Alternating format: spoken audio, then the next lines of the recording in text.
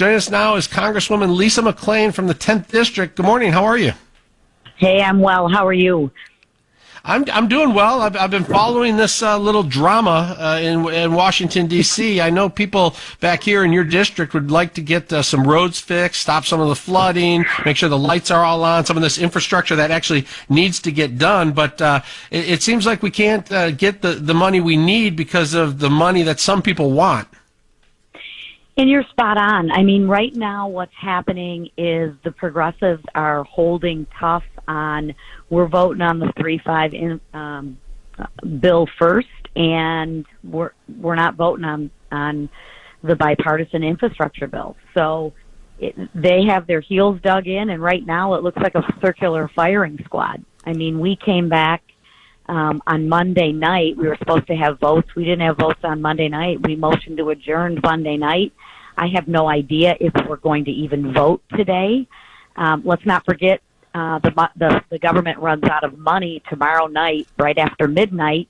There's a lot of work to be done, and I'm sitting on in this committee hearing trying to figure out what's going on for the rest of the week. We have no communication, no briefing. We have no idea, sincerely, what is happening and what bills are going to be brought to the floor, or even when. Yeah, don't worry about that little debt ceiling problem. It's like when I go to the store and I open up my wallet and there's no money in there, you know what I do? I leave the cart with all the stuff in it and I go home without the stuff. But they don't want to do that in Washington D.C. We're out of money, and rather than spend money that we just absolutely need or trim back, they're like, no, we got all kinds of incredible ideas, ways we can spend trillions of dollars on other items. I don't know how. I just don't know how they can do that with a straight face, considering the debt we have. The debt ceiling is maxed out, and people do not want to be paying more taxes. Absolutely, and that's exactly what's going to happen. What the Democrats are proposing right now is to suspend the debt ceiling till the end of 2022, which in essence would allow us to borrow money with no restrictions, with no limitations to the end of 2022. And I cannot in good conscience, along with a lot of my other colleagues, cannot in good conscience do that. Send over a clean CR and it'll pass. But stop playing games and filling these bills with all this pork. It doesn't need to happen that way. If you want to talk about those wants, then let's bring those to the floor separately. But let's take care of our business that are needs and that are necessities, and stop cramming these bills full of a bunch of wants. So what is the gamemanship there? That the Democrats think that if the debt ceiling doesn't get raised and the infrastructure bill doesn't go through, that everyone will blame you guys, the Republicans, and you guys will lose the midterms, and vice versa.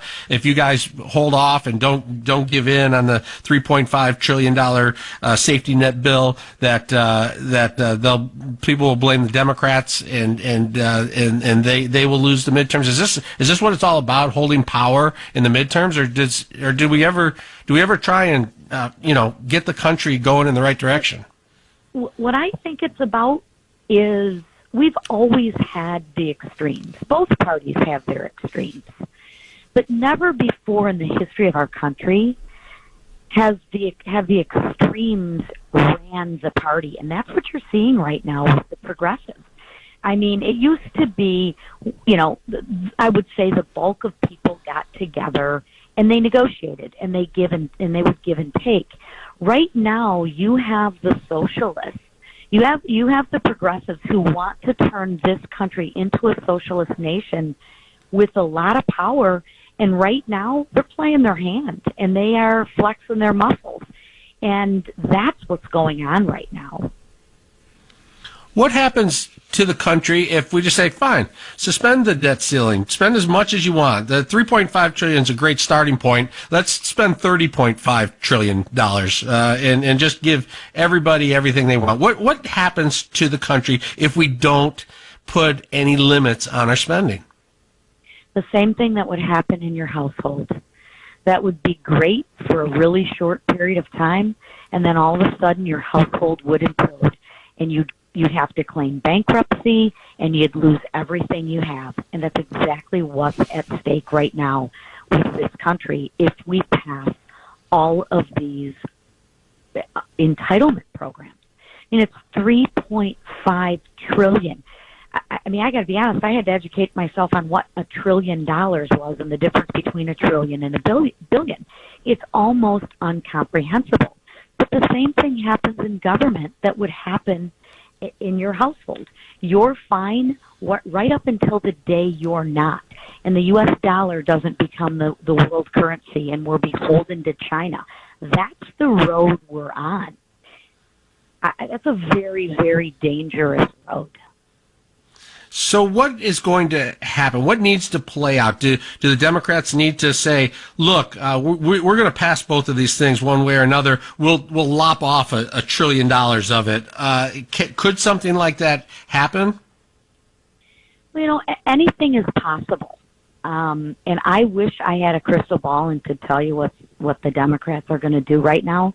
But I've talked to some of the colleagues. I don't even think that they know what they're going to do right now because there is sincerely a standoff between the moderates and the progressives, and both sides are digging in. At the end of the day, we need to come together and pass an infrastructure bill because we do need infrastructure. We do need to repair our roads and bridges and waterways, but we have to do that responsibly. And America has a spending problem. I mean, government has a spending problem.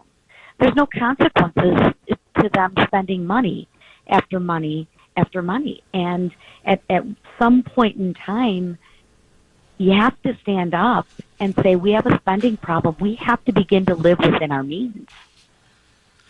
Well, hold tough up there, Lisa McClain, because we can't afford to pay the taxes. We're good with paying taxes for what we need here in Michigan, and I'm sure the other states are willing to do that too. But don't go spending money we don't have. All right?